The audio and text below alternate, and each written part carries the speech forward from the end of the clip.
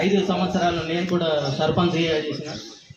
Sir ఎంబడి నేను అనంతరావు మా విలేజ్ తరఫున ప్రతి ఒక్కరూ సార్ ఎంబడి ఏ కష్టంకి వచ్చినా సుఖంకి వచ్చినా మేము సార్ పోయినా కానీ సార్కి ఒకటే మాట, సారు రోడ్లు ఇచ్చినా నాలీలు ఇచ్చినా ఇవ్వకుండా నడుస్తుంది. కానీ మా విలేజ్కి ఒక తోవన్నది మాకు సీసీ రోడ్ కానీ బీటీ కానీ ఏదో ఒకటి మీ హయాంలో కావాలని మేము కోరుకున్నాము. అదేవిధంగా సార్ కూడా అది లాస్ట్ అయినా ఫస్ట్ అయినా కానీ మనకు సార్ మాట ఇచ్చిండు. ఆ విధంగా మనకు సీసీ రోడ్డు శాంక్షన్ అయింది. ఇప్పుడు అదే రోడ్డు మీద మనం నడుస్తున్నాం. సార్ కూడా ఈరోజు వచ్చారు. ఈ సందర్భంగా మా ఊరు తరఫున మా తరఫున అందరి తరఫున సార్కు ధన్యవాదాలు తెలుపుతున్నా. సార్కు సన్మానం చేయడానికి ఈరోజు నిర్ణయించుకున్నాం.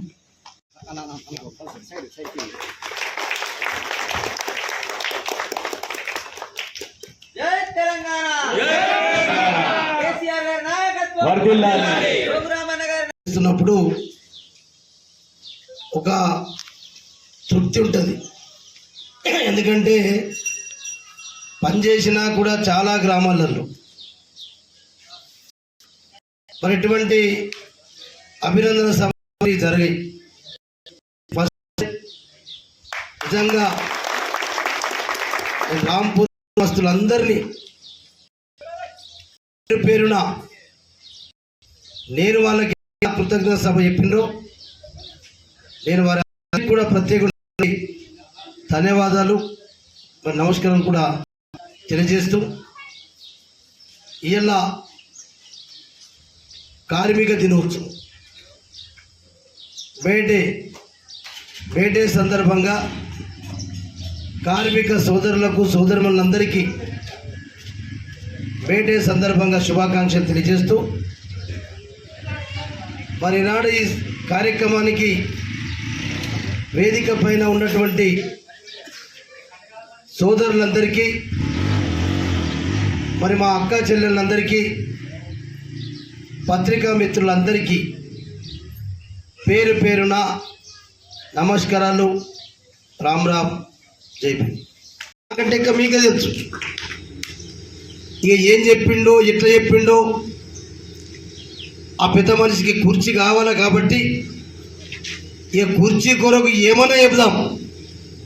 కేసీఆర్ గారి కుర్చీ ఖాళీ చేయాలా, రేవంత్ రెడ్డి గారు ఆ కుర్చీలో కూర్చోవాలా. కాబట్టి ఇక ఎన్ని అబద్ధాలు ఆడను, ఎన్ని సాధ్యం కానటువంటి చెప్పాలని అన్నీ చెప్పేసి మనం ఒకసారి నమ్మినాం. సహజంగా ప్రజలు నమ్ముతారు. అని ఇంత చెప్తున్నాడు కదా, ఎట్ట కేసీఆర్ గారు తెచ్చినట్టు ఉంటున్నాయి. కేసీఆర్ గారు ఉన్నాయి కాకుండా ఇంకా ఇన్ని ఇస్తానంటున్నాడు కాబట్టి సహజంగానే జనాలు నమ్మిన ఆనవేస్తే పుచ్చుబూరలు అయినట్టు 16 నెలల నుంచి చూస్తున్నారు పాపం రైతు కూలీలు. నేను అడుగుతున్నా, ఇలా కూలీ కార్మికులు వచ్చాం కదా, ఇంకా నాకు తెలిసి ఇక్కడ ఉపాధి హామీ కూలీలు ఎందరున్నారు? 200 వరకు ఉన్నారు. ఉపాధి హామీ కూలీలకు కూడా స్టార్ట్ చేసి 5,000కు ఎకరానికి అది కూడా తెచ్చుకున్నాం. అట్లా 2 కిస్తులలో మనం మరి ఇచ్చుకున్నాము. ధాన్యాలు 15,000 చేస్తామన్నారు, చేయలేకపోవచ్చు. కానీ మనం అనేది ఏంటంటే ఇవన్నీ కూడా కేసీఆర్ గారు నంబర్ 1లో ఉన్నటువంటి తెలంగాణ ఎన్నో స్థానానికి పోయింది? 14వ స్థానానికి పోయింది. నాకు బాధేస్తుంది. తెలంగాణ తెచ్చుకున్నాం, తెలంగాణని దేశంలోనే మరి నంబర్ 1కు తెస్తే ఇలా 14వ స్థానానికి పోయింది. రైతులు మరలా ఆత్మహత్యలు చేసుకున్న మొదలైపోయింది. వడ్లు కొంటామన్నాడు, వడ్లు కొంటలేడు. బోనస్ ప్రతి పంటకు 500 రూపాయలు ప్రతి పంటకు బోనస్ ఇస్తా చెప్పిండు. కేసీఆర్ 1,00,000 రూపాయలు చేస్తే నేను 2 లక్షల రూపాయలు రుణమాఫీ ఇస్తున్నాడు. నేను అట్లా అడిగి కేసీఆర్ ఇంతకంటే ఎక్కువ ఏ అహంకారపూరితమైన మాటలు మాట్లాడు. కానీ అహంకారంతో మాట్లాడినని రాజనద మావల మాజీ మండల అధ్యక్షుడికి కుర్చీ వేదిక మీద రాగా ఇక్కడే బాబు ఇక్కడ ఉండండి. జోగురామన్న పదవిలో ఉన్నప్పుడు కూడా స్పష్టంగా చెప్పిండు, నేను ఓడిపోయినాక కూడా రాదని చెప్పిండు. పాయల్ శంకర్ ఇంటికి పోయితే ఏం చెప్పిండు, అరే భయ్ మీరు అనుకుంటుండొచ్చు కానీ సర్కారు కాలం ఎట్లున్నదంటే ఒకవేళ నీ ఇంటి కింద 3 ఫీట్ పాయల్ శంకర్ చెప్పిండు, పాయల్ శంకర్ ఇంటి కిందనే చెప్పిండు. ఇప్పుడు నా ఇల్లు ఉన్నది కదా, నా ఇంటి కింద 3 ఫీట్ల లోపల కింద బంగారం ఉన్నదని తెలిస్తే నా ఇల్లుని ఊరగొట్టించి బంగారం తీసే హక్కున్నది ప్రభుత్వానికి. కానున్నట్ల పాడేంద్ర భయ్ మనమేం చేయలేము. ఇప్పుడు మీ ఇంటికాడ కూడా 3 ఫీట్ల లోపల బంగారం ఉన్నదంటే మీ ఇల్లు కూడా ఊరగొట్టి తీయచ్చు, నా ఇల్లు ఊరగొట్టి తీయచ్చు. గెలిచినాక చెప్పిండు, కళ్ళు మూసుకొని ఇచ్చేసుడు తప్ప ఇంకేం లేదని చెప్పిండు. ఇంత పట్టేబాది గాడు, ఇంత లభంగా గాడు, ఇంత నృత్యగాడు నమ్మినాం మనం. రేవంత్ రెడ్డి కంటే ఎక్క మన ఎమ్మెల్యే సాబ్ కూడా ఇక ఎట్లా చేస్తాడో పంమిని తిమ్మి అది ఏం చేస్తాడో తెలుసు. ఇక మీకు సరే పాపం గెలిపించిన ప్రజలు 5 ఏళ్ళు. ఈ రాంపూర్ రోడ్ వేయడానికి ఎంత ఇబ్బంది పెట్టిండో మీ అందరికీ తెలుసు. ఇక ఇది ఒకటే కాదు, ఇంకా నేను మంజూరు చేసినవి వస్తున్నాయి. ఇదే పాత ఆదిలాబాద్ మండలంలో ఒక చిట్టల బోరి గురించి ఊకే చెప్పాడు. కోడి కూసేంత దూరంలో లేదు. జోగు రామన్న ఇప్పటిదాకా చిట్టల బోరికి రోడ్ వేయలేదు, నేను వేయలేని చెప్పి నేను వాస్తవాన్ని ఒప్పుకున్నా. కానీ మరలా నేను 2023లోనే ఆ రోడ్డు దగ్గర 3 కోట్ల రూపాయలతోటి శాంక్షన్ చేసిన బ్రిడ్జు రోడ్డు. ఇప్పటిదాకా పాయల్ శంకర్ దాన్ని స్టార్ట్ చేయండి. ఇక వస్తున్నాయి ఇట్లా. ఇప్పుడు మీ సీసీ రోడ్ ఎట్లా చేసినామో ఇప్పుడు మొన్న ఆకూరులో పోయి పూజ చేసాడు. నేను మంజూరు చేసిన డాంబర్ రోడ్, ఇంకేదో కౌటాకు పోయి పీటీ రోడ్ పూజ చేసాడు. కేఆర్కే కాలనీ మేము వాటర్ ట్యాంక్ అన్ని కట్టినాం. సరే మేము ఓడిపోయినాం, అని గెలిచిండ్రు, వాళ్ళకి వేసి హక్కు ఉంది. గూడెం నగేష్ గారు పాయింట్ అన్నాడు, ఒక్కసారి మీరు ఇలా పదవులు ఉన్నారు, మీరు ఇనాగ్రేషన్ చేయొచ్చు. రేపు వాళ్ళు కట్టి వాళ్ళు ఓడిపోయిన తర్వాత ప్రజలు ఓడగొడితే ఎవరు గెలిపిస్తారో మనం గెలుస్తాం. అప్పుడు మీరు కట్టేది కూడా మేము చేయొచ్చు. కానీ నేను తెచ్చినా, నువ్వు తెచ్చింది ఎక్కడ? పాయల్ శంకర్ గారు ఏమంటే నేను తెచ్చి ఎక్కడ తెచ్చినావు? తీసి ఆర్డర్ కాపీలు చూపెట్టు. అన్ని 2023లో తెచ్చినాయి. ఇట్లా కొన్ని అసోడా పురికి మా ఇక్కడ ఉన్నటువంటి ఆదివాసీ నాయకులకు కూడా జనాలు ఇలా అంకోలి కులాం కూడా టు అసోడా పయా పురికికి 3 కోట్ల రూపాయలు మనపెట్టి ఇప్పటికీ ఆ రోడ్డుకి ఇంకా పనులు ప్రారంభించినట్టు ఉన్నాము. ఆడవాళ్ళు కూడా కొబ్బరికాయ కొట్టు, కానీ గత ప్రభుత్వం మంజూరు చేసిందని చెప్పు. నేనే తెచ్చినా అంటే ఇప్పుడు ఎందుకు లేట్ చేస్తున్నానంటే ఇక సంవత్సరం అయిపోయింది, సంవత్సరంన్నర అయింది. ఇక పాపం పాయల్ శంకర్ గొడవ నగేసి ఇద్దరు తెచ్చింది అనుకోనని చెప్పి అవిటి కావాల్సి లేట్ చేసుకుంటామే మన కొబ్బరికాయలు కొట్టి మేము చేసి తెచ్చినామన్నట్టు చూపెట్టడానికి ప్రయత్నం చేస్తున్నాం. మీరు లిస్టు కూడా పెట్టుకోండి. వాళ్ళు ఎన్నడూ కొబ్బరికాయ కొట్టిందంటే మీరు ప్రొసీడింగ్ ఆర్డర్ కాపించేయచ్చు. అట్లా ఇవన్నీ మనం చెప్పుకుంటే పోవాలి. ఆదిలాబాద్ మండలం అంటే నిన్న మాట్లాడే కాంగ్రెస్ పార్టీ నాయకులు పీకే తెలుసు, కండాల పరిస్థితి తెలుసు, లోహార పరిస్థితి తెలుసు, సాలెగూడ చిరేటిగూడ పరిస్థితి తెలుసు, అత్తిగొట్ట తిప్ప బోరింగ్ కూడా పరిస్థితి తెలుసు, మారేగాం తెలుసు. ఇన్ని గ్రామాలకు రోడ్లు వేసినాం, అంత పెద్ద ఫారెస్ట్ ఉన్న రోడ్లు వేసినాం. ఇప్పుడు ఏం చేస్తున్నారు? గెలిచినటువంటి MLA MP Bharatiya Janata party. మాకు ఇక్కడ కాంగ్రెస్ ప్రభుత్వం వచ్చినా మొత్తం ఢిల్లీకి వెళ్ళే పైసలు తెస్తాను, ఢిల్లీకి వెళ్ళే ఉద్యోగాలు ఇప్పిస్తారు. ఇటువంటి యువకులందరూ నమ్మేది. ఇక అటు రేవంత్ రెడ్డి మోసం చేసినట్టు ఇక్కడ పాయల్ శంకర్ కూడా ఇష్టం ఉన్నట్టు చెప్పారు. ఇక మీరు రేణుకా సిమెంట్ ఫ్యాక్టరీ గురించి నాకంటే ఇంకా సోనిరావుకి తెలుసు, మీ అందరికీ తెలుసు. నేను అప్పుడు కూడా చెప్పిన మీకు 30-40 లక్షల ఎకరానికి ఇవ్వరాదు. నన్ను చాలాసార్లు వచ్చింది, ఇవ్వరాదు కదా అబద్ధం చెప్పుడు కాదు నేను చెప్పాను. అప్పుడు ఇదే పాయల్ శంకర్, అదే సుహాసిని రెడ్డి మేడం, ఆ సుహాసిని రెడ్డి వచ్చి ఒకరోజు అన్నట్టుంది. రాత్రి చికెన్ ఆల్టింగ్ చేసి ఇక్కడ ఒక డాక్టర్లతో చుంటే ఇంకోటి నాగలతో స్టార్ట్. ఏమైంది ఇలా? నేను ఆనాడు చెప్పిన 8 లక్షలు 9 లక్షలు, నేను అప్పుడే 108 ఎకరాలు ఆ రోజు 9 లక్షలు 10 లక్షలు ఉన్నాం కదా వెంకన్న, 9:25 ఆనాడు ఉన్నాం. అంతకంటే ఎక్కియరాదు అని చెప్పిన. ఇలా 8,30,8,30,30,000కి ఇలా పొంగుల ధర వచ్చింది. లక్షలు ఆశ చేసింది అన్నట్టు చెప్పిన. కానీ పాయల్ శంకర్ చెప్తున్నాడు సార్ 30 వేస్తాడ 40 వేస్తాడ అంటే మీ ఇష్టం.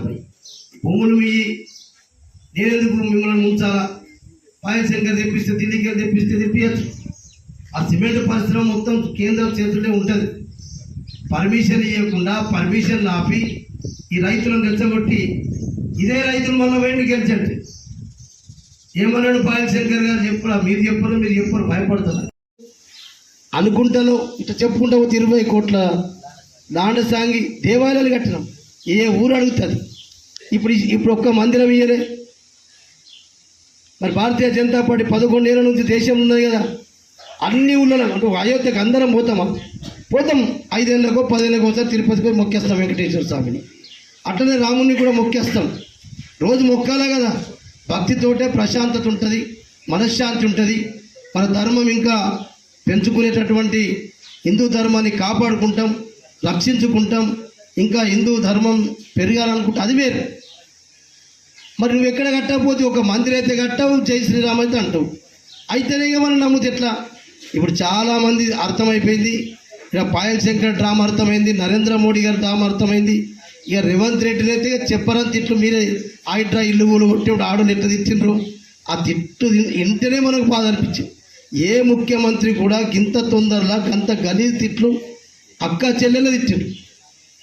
నీకు లేరా భార్య పిల్లలు అన్నారు, ఇంకేమన్నారు. మరి ఆయిట్రా ఎందుకు ఆపేసినావు, 40 కూడిపినావు, ఇక వేరే కూలుతాయని చెప్పి భయపడి పైసలు రావాలని చెప్పి ఢిల్లీకి సుట్ కేసులు పోవాలా. ఆ సుట్ కేసులు ఢిల్లీకి పోతేనే రేవంత్ రెడ్డి పదవి ఉండాలా. మనకు బాస్ ఎవరు లేరు. అందుకే కేసీఆర్ నాకు తెలంగాణ ప్రజలే బాస్. అందుకొరకే తెలంగాణ గురించి కొట్లాడాలంటే పార్లమెంట్లో కూడా మన ఎంపీలు ఉంటే బాగుంటుంది. ఇప్పుడు కొట్లాడి డబ్బులు తీసుకొస్తుండే 8 మంది బీచ్. ఇప్పుడు మా దేవన్న చెప్పిన, సర్పంచ్ గారు చెప్పిన, ఎందుకంటే ఇక్కడికి వచ్చినప్పుడు కొంత మనం చేసిన పనులతో పాటు ప్రత్యేకంగా ఏంటంటే ఇక్కడ అయితే 1,40,00,000 రోడే కాదు, ఏ గ్రామంలో కూడా జోగు ఫౌండేషన్ ద్వారా శ్మశాన వాటికకి ఊరుకు జాగా కూడా లేకుండే. శ్మశాన వాటిక కూడా నాకు డబ్బులు ఐడియా లేదు, కానీ 3 లక్షల రూపాయలు స్వయంగా జోగు ఫౌండేషన్ నుంచి ఇచ్చి జాగా తీసుకొని శ్మశాన వాటిక చేసి ఇది ఎక్కడ ఇయ్యలే. కాబట్టి నాకు సంతోషం ఏంటంటే మరి ఈ రకంగా చేసిన వాళ్ళను గుర్తించడం అనేది ఇక్కడ ఉంది. కాబట్టి మరి ఆ రోజు నాకు దేవుడు ఎందుకు గుర్తించండు, కానీ శ్మశాన వాటికి కూడా 3 లక్షల రూపాయలు జోగు ఫౌండేషన్ నుంచి ఇచ్చి చేసేదానికి ఇలా మనకు తృప్తిగా ఉంది, సంతోషంగా ఉంది. అట్లా మిగతా విషయాలకు వస్తే ఈరోజు మేము చెప్పే పని లేదు. ఈ 16 నెలల కాంగ్రెస్ పాలనలో ఈ 11 ఏళ్ళైంది ఇప్పటికి నరేంద్ర మోడీ గారు ప్రధానమంత్రి. 11 ఏళ్ళు అయిపోయింది నరేంద్ర మోడీ గారు ఈ దేశానికి ప్రధానమంత్రి. నరేంద్ర మోడీ గారు ఈ రాష్ట్రానికి ఏమన్నా ఇచ్చిందంటే 0. మనమే 3,40,00,000 కోట్ల రూపాయలు ప్రతి సంవత్సరానికి ట్యాక్స్ కడతాం మన రాష్ట్రం. కానీ మనం సంవత్సరానికి 3,40,00,000 కోట్ల ట్యాక్స్ కట్టినటువంటి డబ్బుల్ని కూడా నరేంద్ర మోడీ గారి ప్రభుత్వం, మనం 10 ఏళ్లలో కేసీఆర్ గారి ప్రభుత్వం ఎన్నిసార్లు డిమాండ్ చేసినా మనం దాదాపు ఒక 2,68,70,000 కోట్లు 70 కోట్లు ఇచ్చింది తప్ప మనకు రావాల్సినటువంటి 1,00,000 చిల్లర కోట్లు కూడా మరి ఎగ్గొట్టినటువంటి ప్రభుత్వం భారతీయ జనతా పార్టీ. చెప్పు ఇదే రాంపూర్లో కూర్చుందాం, ఎప్పుడంటే అప్పుడు వస్తాడు. ఎందరు మంది రైతుల రుణం ఆపేయింది, ఎందరు మందికి రైతు బంధు ఇచ్చిండ్రు, ఎందరు మంది కార్మికులకు ఉపాధి హామీ కూలీలకు ఇస్తామన్నారు, ఎందరు మందికి కౌలు రైతులకు ఇస్తామన్నారు, ఎందరికి ఇచ్చిండ్రు. మహాలక్ష్మి పథకం అన్నారు. కేసీఆర్ ఏమో పెద్ద మనుషులకు ఇద్దరికి ఇస్తలేరు, ఆ ఇద్దరికి పెన్షన్ కూడా 4,000 ఇస్తాం. మళ్ళా ఆడ బిడ్డలు ఉంటారు, అత్తకు పెన్షన్ వస్తుంది, కోడలకు కూడా మహాలక్ష్మి పేరుతోటి 2,500 రూపాయలు ప్రతి నెలకి ఇస్తామన్నారు. గ్యాస్ సిలిండర్ 500కి ఇస్తామన్నారు. కళ్యాణ లక్ష్మికి తులం బంగారం ఇస్తామన్నారు. ఇవన్నీ మా కేసీఆర్ ఫెయిల్ ఫెయిల్ ఫెయిల్ అని చెప్పిండు. తప్పైతే రండి ఏ ఊరికైనా అని చెప్పిన. అసలు మీకు అడిగే హక్కే లేదు. నేను అడుగుతున్నా కదా, సీతక్క గారికి చెప్పినా, కాంగ్రెస్ పార్టీ నాయకులకు చెప్పినా, మీరు ఏ ఊరుకు రమ్మంటే ఆ ఊరికి మేము వస్తాం. మేము చెప్తున్నాం రాంపూర్కే రమ్మంటున్నాం. మమ్మల్ని అడిగితే మేము రాంపూర్కే రమ్మంటాం. ఇక్కడ ఎందరు మంది రైతులకు ఇచ్చిండ్రు, రైతు కూలీలకు ఇచ్చిండ్రు. ఇక నేను చెప్పినవన్నీ లైన్ బట్టి ఎందరు మంది చదువుకునే పిల్లలకు స్కూటీలు ఇచ్చిండ్రు, ఎందరు మందికి విద్యార్థి భరోసా కార్డు 5 లక్షలు ఇచ్చిండ్రు. ఇవన్నీ మీరు చెప్పిండ్రు. 6 గ్యారెంటీలతో పాటు 420 హామీలు ఇచ్చిండ్రు. ఒక్క ఉచిత బస్సు తప్ప, ఆ ఉచిత బస్సు కూడా ఎందరు మంది పోతున్నారు, వాళ్ళు కూడా ఉచిత బస్సు ఇవ్వకుండా మంచిగా ఉంటుందని చెప్తున్నారు. మాకు పెన్షన్ ఇస్తాను, మాకు రైతు బంధు ఇస్తాను, మాకు రైతు భరోసా రుణమాఫీ చేస్తాను అని చెప్పి అడుగుతున్నారమ్మా. మీరు ఇట్లా తప్పు చేసి కేసీఆర్ని మీరు విమర్శిస్తారు ఎట్లా అని మనం అడిగితే, కొంతమంది కొత్త నాయకులు పాపం వాళ్ళకి అవగాహన లేదు, ఏదో అక్కడి నుంచి ప్రెషర్, మీరు జోగు రామానని మీరు తిట్టాలి అప్పేస్తున్నారంటే తిట్టారు. తిడితే ఏం కాదు, కూడా 200 మంది కార్మికులు ఉపాధి హామీ పనిచేస్తే ఇక జాబ్ కార్డు ఉన్న సంగతి వేరు. దాంట్లో ఏదో కండిషన్ పెట్టిండు, 100 రోజుల కూలీ చేసిన వాళ్లకు ఇస్తామని చెప్పింది. నువ్వు పని కాలన్నప్పుడే పని కల్పించకపోతే మళ్ళీ పని చేయలేని చెప్పి మళ్ళీ ఒక కత్తెర. అంటే రకరకాల పద్ధతులతోటి ఏ రకంగా ప్రజలను మోసం చేయని చెప్పి కార్మికులను మోసం చేసి, ఇక కర్షకుల సంగతి నాకంటే పెద్దనా తెలుసు. అన్నీ కొట్టేసిండు, రైతు బంధు మొత్తం. నేను అందుకే మా దేవుని ఏదో మర్చిపోయినట్టు నేను కొంతమంది కాంగ్రెస్ పార్టీ నాయకులు మన కాంగ్రెస్ నాయకుల్ని, మంత్రుల్ని, గౌరవనీయులైనటువంటి సీతక్క గారిని, గౌరవనీయులైనటువంటి పొంగులేటి శ్రీనివాసరెడ్డి గారిని మొన్న కేసీఆర్ మీటింగ్ గురించి మాట్లాడితే నేను మాట్లాడినా. ఎందుకు ఇంత మీకు అక్కసు, కేసీఆర్ గారి మీటింగ్కి ఇంత పెద్ద జనం వచ్చిందంటే భయపడి కాంగ్రెస్ మంత్రులు మాట్లాడుతున్నారు. కేసీఆర్ అహంకారంతో అసలు ఒక్కటి కూడా మీరు మీటింగ్కి వచ్చిన వాళ్ళు అందరు ఇక్కడ ఉన్నారు, రాని వాళ్ళు టీవీలకు అతుక్కొని కూడా చూసారు. ఒక్క పదమైన కేసీఆర్ గారు నా రేవంత్ రెడ్డి పేరు తీసిండా, నా ఇంకే మంత్రి పేరు తీసిండా, అహంకారపూరితమైన మాటలు మాట్లాడినా మాకంటే ఇంకా మీరు చూసారు. ఇట్లనే తెలంగాణ తెచ్చుకున్న తెలంగాణ నంబర్ 1 దేశంలోనే నంబర్ 1 స్థానం తీసుకొచ్చిన నేను. అన్ని రకాల ఏ ఒక్కటి నంబర్ 1 అంటే 28 రాష్ట్రాలు మనకే చూస్తుండే. మరి ఎట్లా చేస్తున్నాడు ఈ కేసీఆర్ గారు?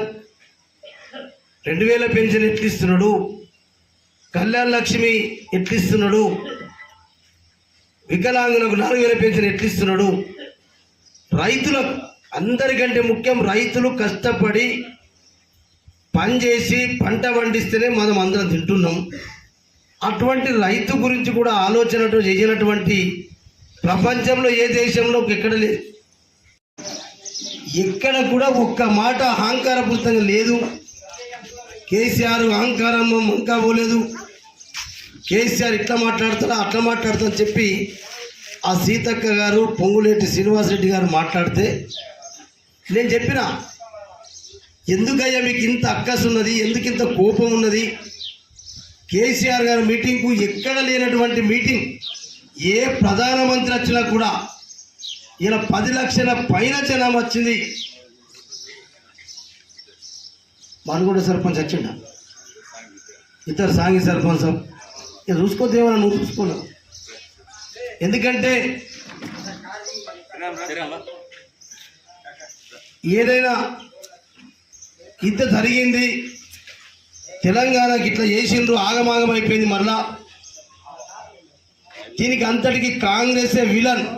మొదటి నుంచి తెలంగాణకు వ్యతిరేకమైనటువంటి కాంగ్రెస్ పార్టీ విలన్ చెప్తూ నరేంద్ర మోడీ గారు కూడా తెలంగాణ రాష్ట్రం వచ్చినాక ఎట్లా తెలంగాణ ఇచ్చిండ్రు, చీకట్ల ఇచ్చిండ్రు,